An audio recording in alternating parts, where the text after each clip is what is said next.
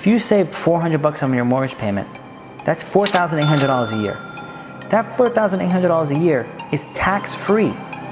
That's money in your pocket. How do I get rid of PMI? So I'm actually helping a lot of people get rid of PMI right now. What we're doing is we're doing a refinance. So you buy a property, you put 3.5% down. Along the way, you're adding value to the property. The property's appreciating because of inflation and so on. So now when you do a refinance, if you made a smart decision on the property you purchased, you should now have the 20% equity in the property. So when you're doing a refinance, you can lower the interest rate, you can remove the PMI, and you can save $300-400 a month. So right now I'm talking to someone about doing a refi for them, and they're gonna save about $300-400 a month on their mortgage by just doing a simple refinance, and they've owned the property for 2 years. So, and they really didn't do too much to it, but the values have obviously appreciated. So they're gonna do a refinance now, save $300-400 a month on their mortgage payment, and think of it, if you saved $400 on your mortgage payment, that's $4,800 a year. That $4,800 a year is tax-free. That's money in your pocket. And what could you do to save or make $4,800 a year every single year? Because it's not like you're saving that money one time. You're saving that money every single year for the next 10 years, at minimum, if you're staying there for 10 years. So you just saved $48,000 by making that decision. I actually had someone right now, I'm working on their taxes, or not taxes, on their mortgage. And I did, right now, if you're doing a cash out refinance, paying off a second mortgage, consolidating debt,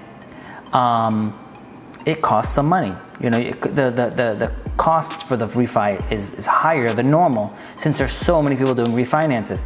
So I calculated she's gonna save around $32,000 in interest alone over the next 10 years. She would save $32,000 in interest alone by doing the refi. But her struggle is that she sees it's $7,000 in closing costs. She's like, well, I don't want to pay that $7,000 in closing costs. I'm like, well, you don't have to pay $7,000. We can roll it into the loan. Well, I don't want to have to pay that much money and roll it into the loan. I'm like, well, just think about it. You spend $7,000 one time, and you're going to save $32,000 over the next 10 years. That means you're going to recoup your money in 2.5 years, and the rest of the 7.5 years is straight profit. Where are you going to make a move that you're going to make a 40% return on investment, annualized, consistent for 10 years? Nowhere. Nowhere can you spend $7,000 and make 40% return on your investment. So that's the logic. That's where I'm talking about how intelligent investors think. They don't think about, oh, it's $7,000. They think, if I spend the $7,000, what do I get for it? What do you get for it? It isn't about spending the money.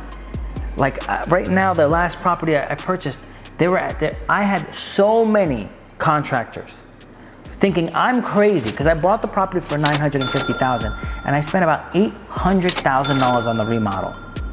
And they're like, they wouldn't tell me this, but after the project's over, they told me they thought I was crazy because I spent $800,000 on that property. Now, once it finished, they're like, wow, now we see why you spent this much money. I'm making so much money off of this property. I didn't let my emotions get involved. The numbers said this was a good idea. So if you run your numbers and the numbers say this is a good investment, then you do it. You don't do it off of your emotion. You do it off of what the numbers say you can do. And then you move forward in faith. Because if you move forward and you don't have faith, then you're gonna fail. And you didn't fail because a plan was bad. It failed because your execution wasn't there. Your passion wasn't there. So remember, once you know this is gonna work, move forward in faith, move forward with passion so you can succeed as well.